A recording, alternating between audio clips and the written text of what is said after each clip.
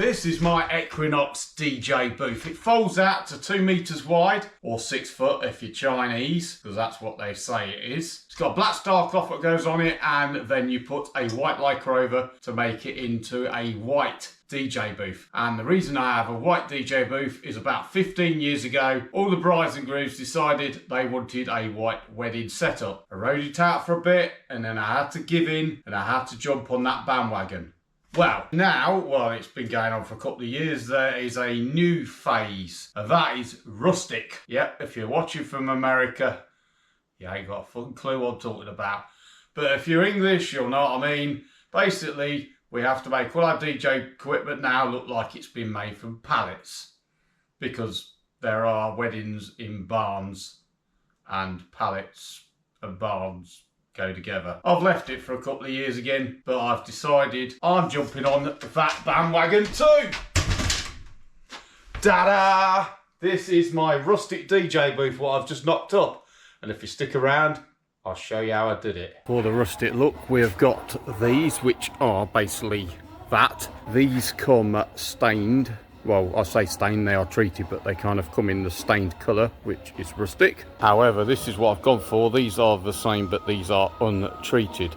These are £30 for a pack of 4 as opposed to £32 for a pack of 4, which basically means you're probably paying for the stain within the price of those, within the prices you're not, and you can stain it the colour that you want. I need 17, I've got 17 on here. This here is where they came from, so there was literally 17 left. Well, I didn't get that in the end. I got these instead, because basically you get a pack of 5 of these for 19 quid now, and you need 4 packs what I need. And I also got 7 lengths of 2.4 CLS for the structure. These are also lighter as well, so it'll be easier to manoeuvre. Why is it you go to places like this, which are for DIY people with vans to pick stuff up, and you don't get spaces that vans fit in? These here, tongue and groove. It's a V shape, so you've got the V on this side, and on this side here it's flat, so obviously this side here will be the front. Well, I've cut them down to a 1.2, but they basically come in 2.4s. You get 5 in a pack of 2.4s for £19. I got 4 packs, which gives me 20 2.4s, which basically gives me 40 of these 1.2s. I also got 7 2.4 lengths of CLS, because they're going to form basically the frame to fix this too, because this is kind of the cladding. Now what I'm going to do is, once it's all cladded up, I'm going to stain it as well, so it's going to look rustic. So I'm just working out the size for the front. So what I've done at the moment, I've just laid the 2.4s down there, because I've not cut them yet, because I don't know how big they're going to be until I've decided how big the front's going to be. So basically 22 here is giving me 195 width, which is basically 5 centimetres less than that was wide. But that is kind of just a rectangle shape. What I want to do is have a front like that, and then I want to sort of flare out there, so kind of be the 2 meters at the back, and then at the front slightly less, but I've got to be more than 5 foot at the front, because it's got to clear the 5 foot table. So with the 22 laid out like that, with 195 width, going to take a bit off, because obviously being tongue and groove, I've got to trim the 2 ends down to take the grooves and the tongues off. That tape now is the 5 foot, so basically that's where the table's going to sit in there. I've got this much clearance each side, and then I'm going to come out a little bit as well, and that leaves me 16 pieces, which basically means I can have up to 10 on each side, and basically I need somewhere between 7 and 8, so basically that's going to be 8 each side, which gives me 2 spare in case I mess up cutting the tongues and grooves off. So to chop this down there, what you need is a table saw, but what you need if you're poor like me is basically a skill saw with a guide on it, so you don't go off track, and with your blade set so you don't cut your floor on your van, and you put it on top of something which is going to raise it up enough to make sure that doesn't happen.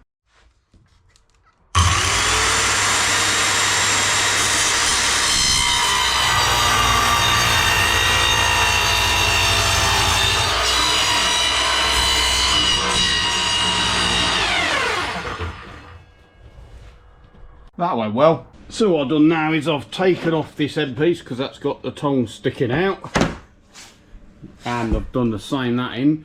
And what I've done is, this is a cut down piece, So I'm going to put that piece on there.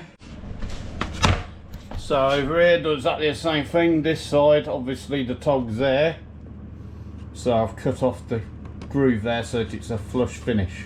So basically we've got a flush side there and a flush side there. So this now is the front piece.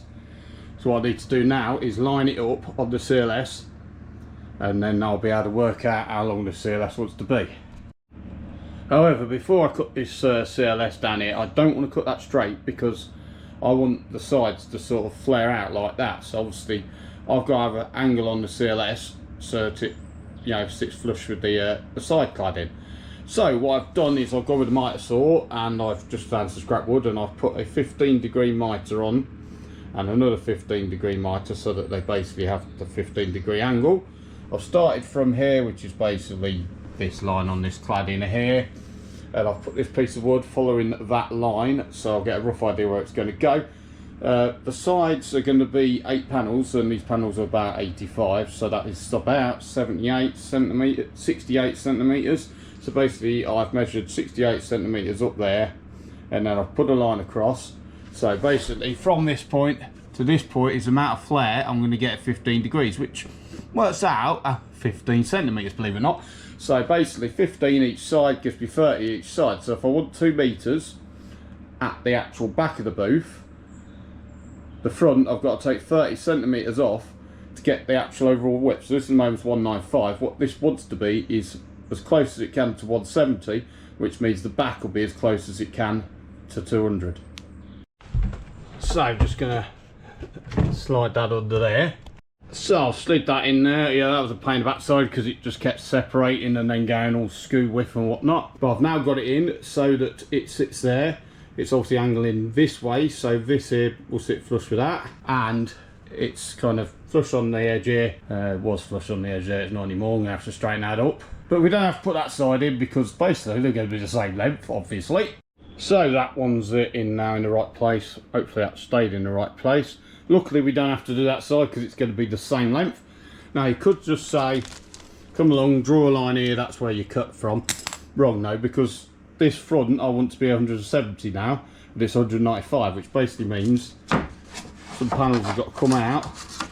This one's going to be the M1, so we've got to keep that aside, and we've just got to take some out, measure it, and then see how close it is to 170, do it again until we're near enough 170. So now we are on 167. If we go the other way, we'll go to about 176-ish, 175, and that'll make it 205 the other side, whereas this is going to make it 3 centimetres, less than 2 metres at the other side, as an estimate. So do I have a shorter front or wider front? All I need is the 5 foot, which is that mark there, to get me table in. So I've got this much room for my table at the front.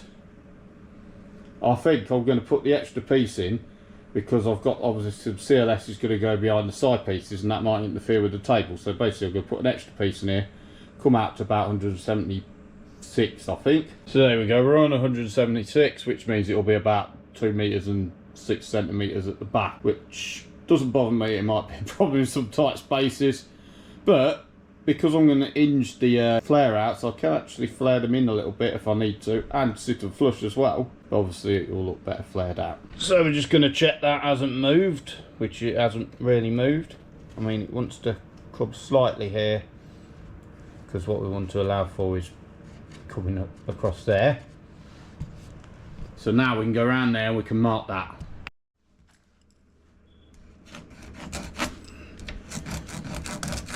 So there you go, that is my cut line. And then when I've done that, I'll just transfer it over to another piece for over there. So I stacked all the bits up down there for the front face. Cut these here, so these are basically cut on the angle. However, what I realised is I want the front to kind of overlap here, so that the sides come up behind the front rather than having the sides overlapping and seeing the front of the sides. So what I did is I get 2 of these and I just placed them there, drew a line which is basically going to be 1 for each end, so this end and that end, and we're just going to go back to the mitre saw and do that again on that line. So took out 4 bits of wood. These are for the sides. Basically took the tongue off 2 of them, and then the other 2 I've took the groove off. So groove off those 2, and these 2 here took the tongue off them. So laid them out. Turns out I need about 9 panels, because obviously these ones are shorter because I took the tongue and groove off them. That gives me 89 on the side, 79 on the side even, which I wanted pretty much about that, 780, so that's pretty much where I want it. So what I need to do now is cut a piece of CLS that length, but with the angle on it. It's also going to have to sort of come up against the CLS on the front piece. So what I'm going to have to do then is take a width of CLS off that length to get the actual length, so that basically this bit here will overhang the CLS, so that it kind of goes over the CLS what's back in the front bit, which is those pieces there. So cut that at 79. It's obviously got a straight edge there because that's going to be the back.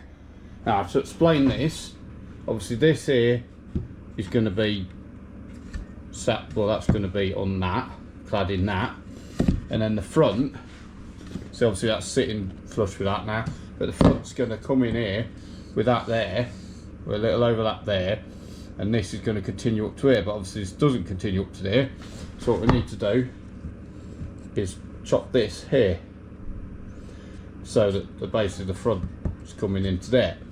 But rather than do it there, because I've already set the miter saw back to 90 now, we're just going to chop the same thing off that end. So what I've done is I've marked it there, and we will chop it there, because obviously this distance here is slightly different to the actual width of there because it's on an angle. So you got to get the angle first on a scrap piece, what's an offcut from those over there, and then that gives me the exact distance to cut that. So that's that cut now. Other side cut over there, I've cut 2 more for, well, other side because it's going to be the same. So then what will happen is the front will come along and it will sit along like that, and the front will then go on there and overlap that, like so. So what I need to do now is I need basically a bit for the top to bottom, there and there. So that's 2 on here, 2 on those, that's 4, and then I also need 2 for the front, so basically 6 of those. So when I cut them, that's where that goes. There's 2 extras for the front, and a couple more for the other side, which is very much work in progress. So I've laid out the frame, well the backing frame for the front part. I propped it up on some of the bits in the frame from the side parts, because you'll see why. And what I'm going to do is I'm going to pre-drill a hole here. That's why, because if it was on the floor, the drill would be like that, and that would be a problem. So I'm going to drill a hole there, bolt that into there, and we're going to go around all 4 corners and do that.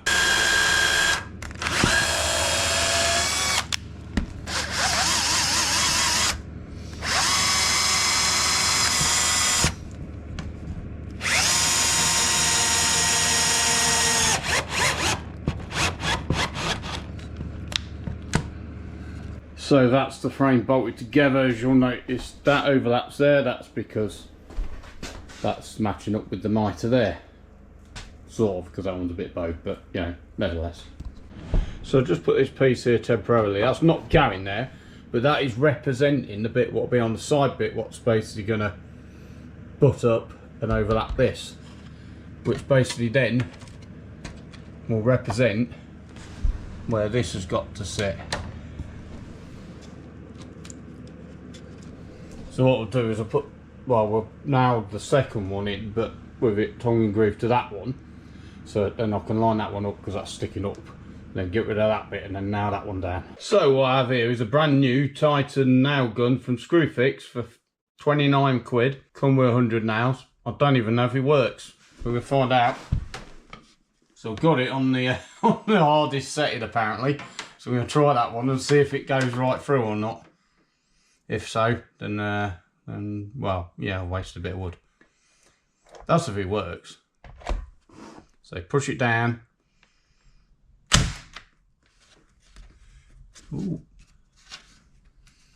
Yeah, it's in. I think it needs a little whack as well, and that's on the hardest setting. But it's in. So what I'm going to do is come over this side and line up this side. So that's kind of hopefully going to be what we call straight. I'm going to put that there. This time I'm going to hold it and see what happens. That's gone in better. Yeah. So I need to hold the top, otherwise it gets recoil.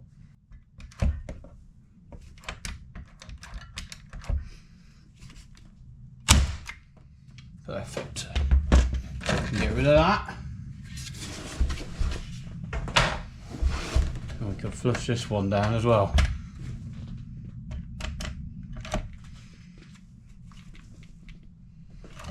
Let's get a bit further up.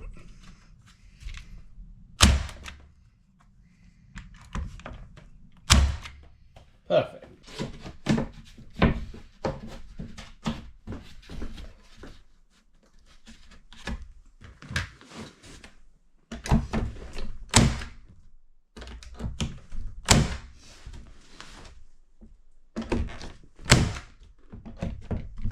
So got down to the end, as you can see that sits nice and flush there.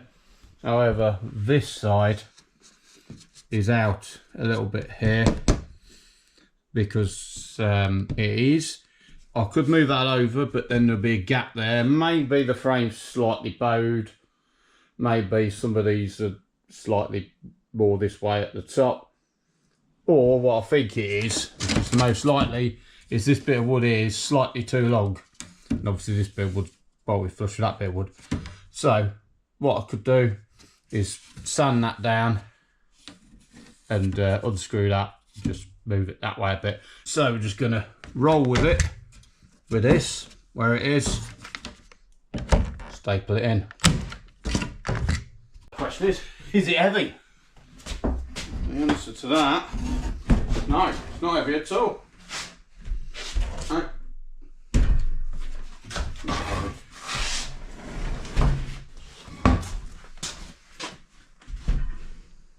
So bolted the frame together for the side, well for that side, same principle, drilled the holes and then put the screws in them. Yeah. So that theoretically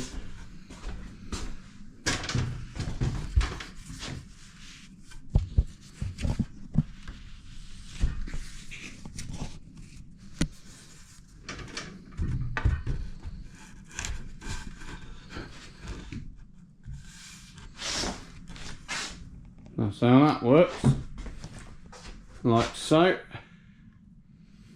So what I'm going to do is I'm going to put an hinge on here and down the bottom, so that touches, you know, obviously it'll be flush with that though. So that'll be flush with that. We're in, you know, you just stay there. That'll be flush with that. We're an hinge on the bottom. The cladding is going to basically flush up to that notch there, and then all the way to the back over there, and then obviously same on the other side. These will then fold in. They won't quite meet in the middle, so I'll have to put some kind of latch on in the middle somewhere to hold them in. So I've now stapled that bit of cladding on there. I'm just holding that in place because I ain't got an hinge for it yet. And then if we go down the bottom here, I've also stapled it on the bottom, and that's where it sits on the bottom, and then obviously it tucks in behind there as well. Yeah. When you push that in, it does. But what that means is I can take that off, I can lay it down, and whilst I wait for the morning when the shops are open to go and get some hinges, I can now gun on the rest of the panels. Well, that was the plan anyway, until the 3 nails that came in the nail gun ran out, so I've got to get some more nails. So now, deadlock until morning. So I've nailed up that panel, yet went and got 5,000 more nails this morning, and I decided I'm going to put a brace in here. I'm going to do that on all the panels, the side panels and the front panels, and obviously nail it from the back, the front as well, just in case anybody decides to get a boot in the middle and snap the wood. So yeah, that's ready to be drilled and screwed because the screwdriver is charging. And I've cut this one ready as well to be drilled, screwed, and then we're going to flip that over and we're going to nail all along the middle there, and then put the cladding on that one and nail all along the middle of that one. So I went ahead, I've screwed that in there. I have nailed, well basically I put the bar in the front there as well behind, and I nailed all down the centre there and there, and I've got some hinges. So we've got hinges in here and down there. So this can fold in, and it can also fold out, and then that kind of folds in, sort of, into there. So what that gives you is a kind of flared out look on the side there. So the way I decided to approach this, basically needs another 8mm taken off it at that angle, and obviously it's already attached to all the boards, so I can't just go put it in the chop saw. I got the angle grinder out, and that's why it's a bit smoky and a bit smelly. But I'm almost through it, so I'm going to snap it off, and then I'm going to basically just trim out the extra bit with the angle grinder, because if I try to do that with a circular saw, I'm just going to cut straight through that board. Yeah, that's warm. So obviously now what I'll try and be able to do is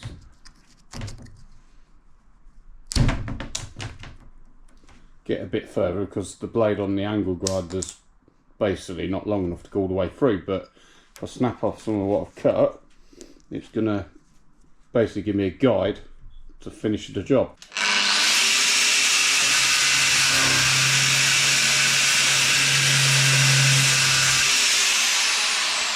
It says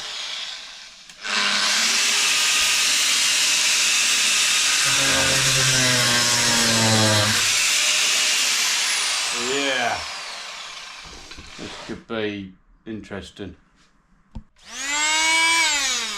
Plan B, multi-tool, because yeah, the problem with this is it's like that, and that makes it very hard to cut it unless you try and hold it, and I really don't want to be doing that with the angle grinder.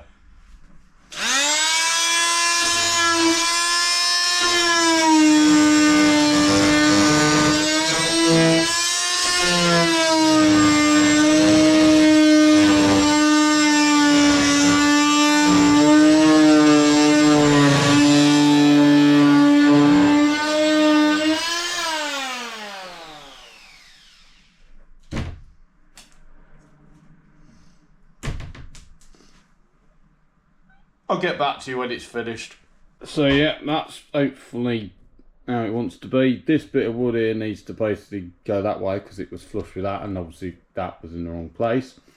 So we've got to take that up, push that over. I managed to sort of catch that bit with the tool, but you know, such is life. So yeah, I took that out and I tried to move it over, then I realised it's basically attached to that with nails and stuff, so it's not going over. So what I had to do is I had to come in with this and just basically cut like a sort of chamfer down there, so that this can well, go roughly like that. So I've basically bolted this panel on, well I say panel, this frame now for the panel on with the hinges top and bottom. This panel is had 2mm less height than that one. The bottom's flush, the floor's not flush because my floor's like that, but don't worry about that. So what I'm going to do now is I'm going to put that piece in there, hope it lines up with there, yeah, and then I'm going to clad the rest of it. So we've got this, going to pray to the wood gods, and look at that. Well, it's not perfect, but it's kind of, you know, fits-ish. Right, so I'll get that nailed on.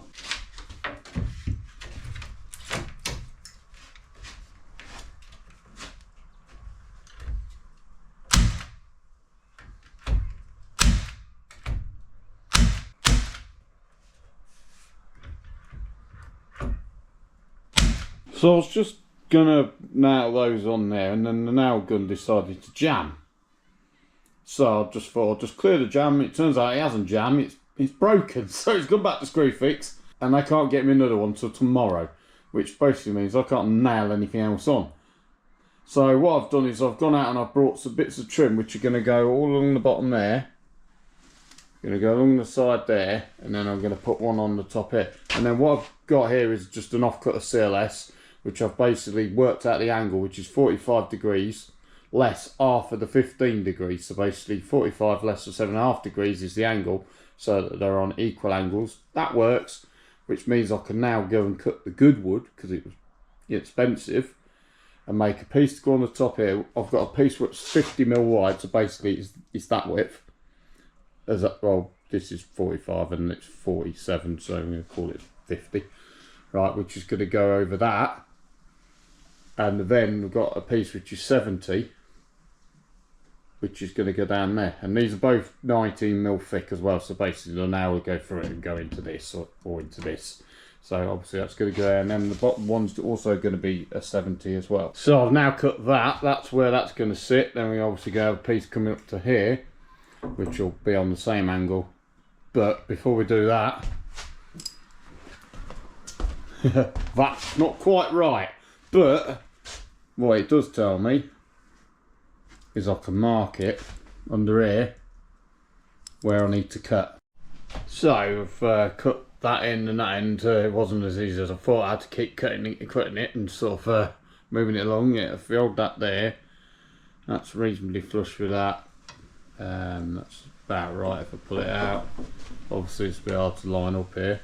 And then if we take this over this side and we put it on here and we put it forward onto there, line it up properly. That's well, almost right that end as well. So I think that's as good as we get it for now. Before I cut these bits, because these bits here will have this angle on here, but they're going to have a flat edge on there.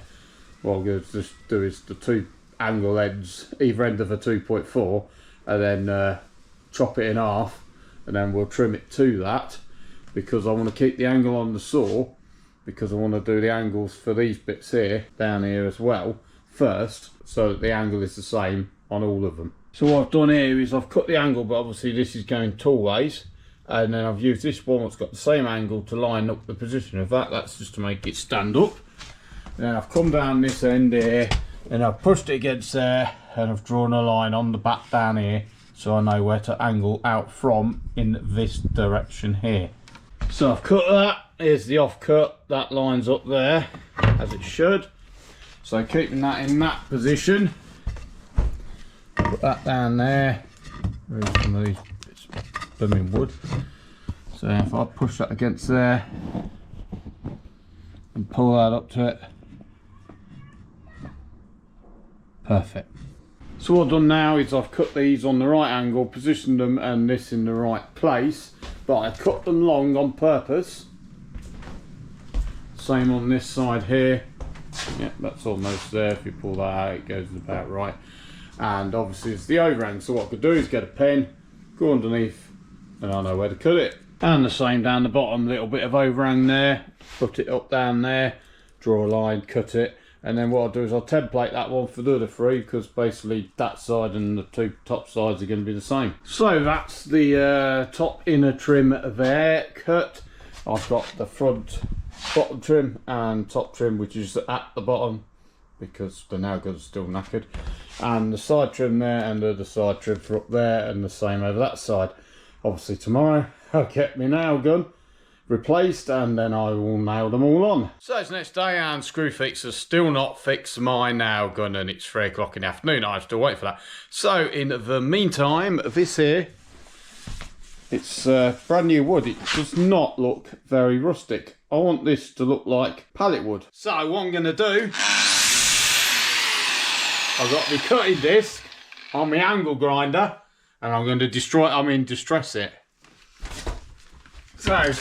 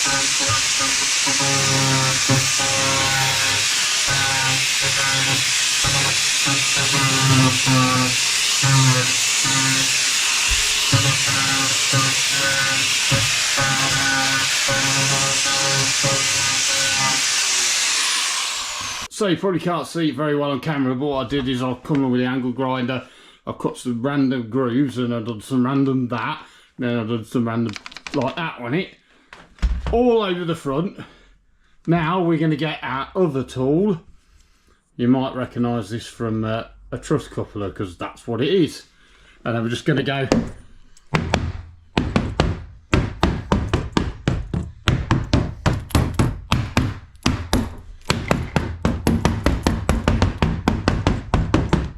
and put some random dents in. And now we've got our other tool, and we're just going to go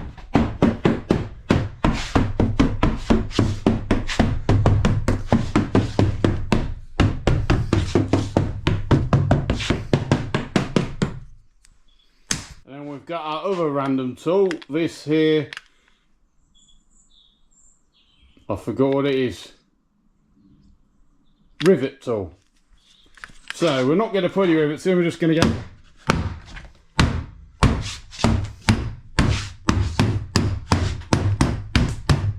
like that. And then my final tool, just because I think I've been a bit hard on it. And now some French furniture browning wax. Gonna get a microfiber cloth, what's all scubbed up anyway. Stick some of that on. Yeah, poo. I'm just gonna cover all of it with this. Obviously this bit here is done, I need to do a bit more down bottom. And this bit here, obviously not done, so yeah, Rustic, brand new. So I've just tried to lift this, and it's a bit heavy. I mean, I can lift it, but with the sides on, it's rather heavy. So to deal with that little problem, these sides here need to come off. So what I've done is I've took the centre bolt out of the hinge, because basically this is exactly where it was to be. Left those two in, and I've drilled a hole through there, right out the front. That will be covered by the trim, so not a problem. And then what we've got here is some M8 threaded bar. And then I've got a T-nut, and that's going on here.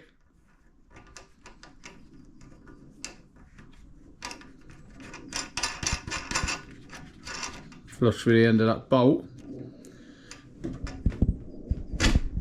And what we do is we whack that in there so it'll sit flush, then the trim will go over that.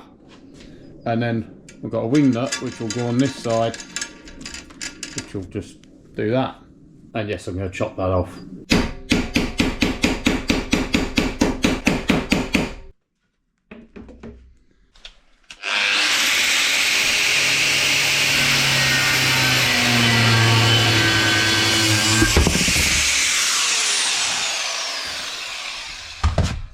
Ring nut on there, that's chopped down, and that's flush. So they're all in now.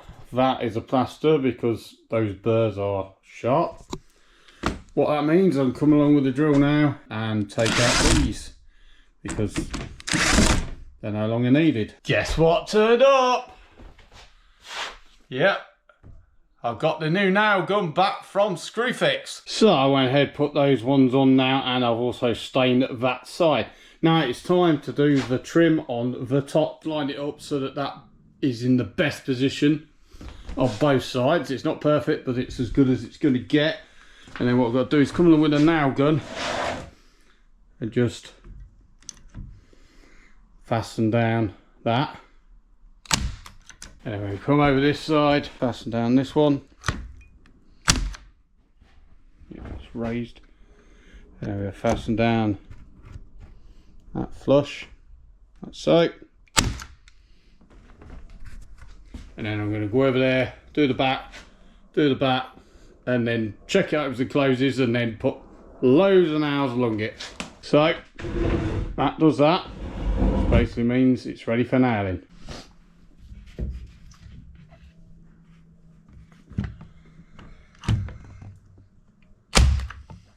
Oops. We need some nails in. And then knocking in with a hammer. Don't know where that is.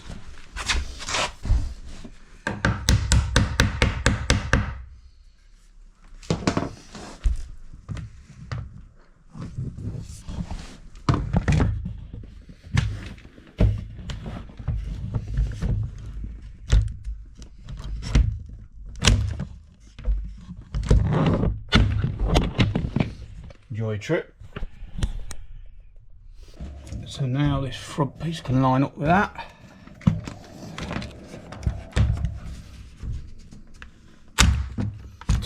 Great.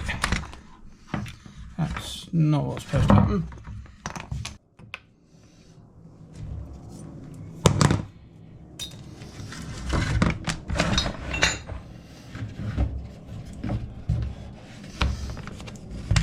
Take two.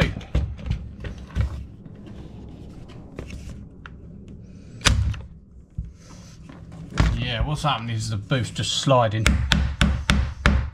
Once I've got one or two in, it should be alright. Look at that, like a glove.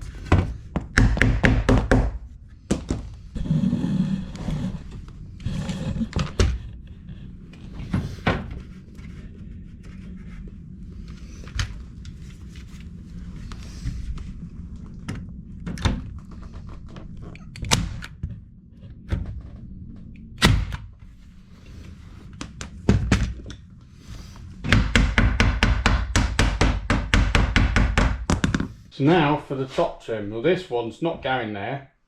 It's basically going here so that it's flush with this one. Also, I've got a big long piece what's going over there, which I'm not going to be able to hold because it's big and long. So what I'll do is going to borrow the short one from the other side, just to get a guesstimate of where this wants to be. So this wants to be here. So whilst that's there and it's hopefully not going anywhere, just going to go whack one in there just to keep it there. I'll get it in properly in a minute. And one in the back to keep it level.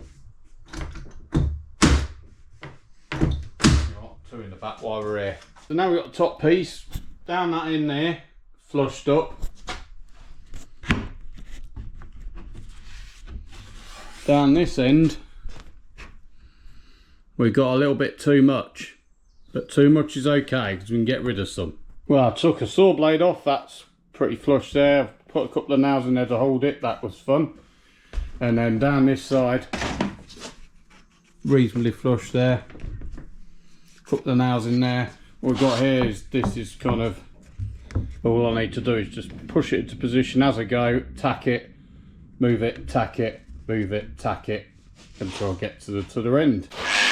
So my good friend angle grinder out again, because we're going to rough this up, same as we did with that.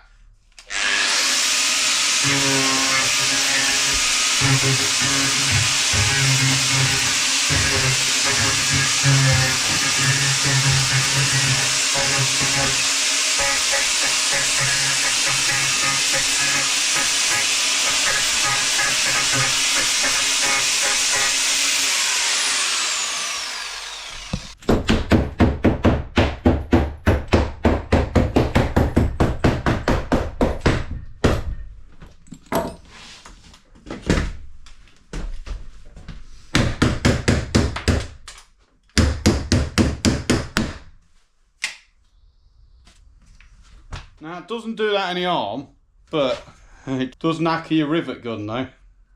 Whoops. Yeah. So raised it all up off the ground, because guess what? I'm going to stain it and we're not going to get it on the floor. Well, there it is. My rustic DJ booth is now complete. Apart from I need to get some flowers or some fancy shit there and a sign that says let's party, or I bet you look good on the dance floor, I believe in a thing called love, or any of that kind of bullshit to go on the front. But it's complete. And if we come over here, so basically at the back from that point to that point there, that is 2 meters wide. This here is less than 2 meters because I can't remember what it is. Got the top trim on here, it's all like, you know, rustic-y effect now. And then if we come back round here, we could just take these wing nuts off down here as well, and then that panel there will come off. Same with that side, so basically I could transport that panel and that panel together on some sack wheels or carry them one in each hand, and then this one here separately so it's not too heavy. So what you can do here, you just undo these.